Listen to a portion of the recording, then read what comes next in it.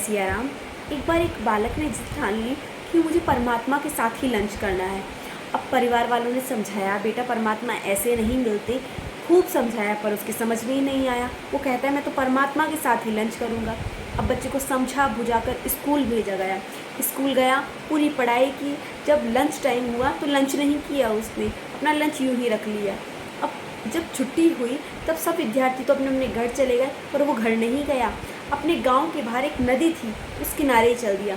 नदी किनारे कहता है कि मैं आज परमात्मा के साथ लंच करूँगा। तो नदी के किनारे एक बहुत बड़ा वृक्ष था, उसके नीचे एक वृद्ध संत बैठे हुए थे, बिल्कुल जर्जर अवस्था। उनके पास गया तो कहता है शायद लगता है यही भगवान है। तो कहता है आप भोजन करेंगे?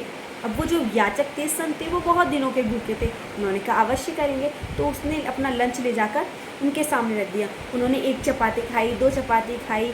यहाँ पर वो बच्चा कहता है कि आप तो बहुत बूढ़े हो गए हैं, आप पहले तो बहुत जवान थे।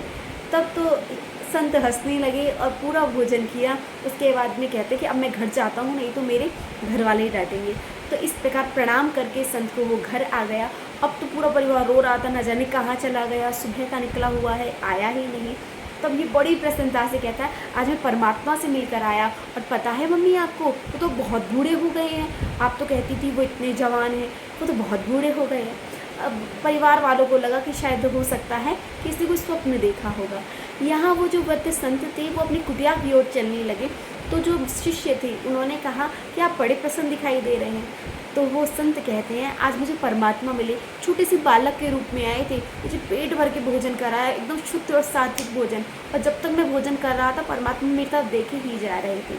तो कहने का अर्थ ये है, हम पैदा होते हैं बिना मुहूर्त के, हम मर जाते हैं बिना मुहूर्त के, लेकिन हर छोटे छोटे काम के लिए हम मुहूर्त पूछते हैं।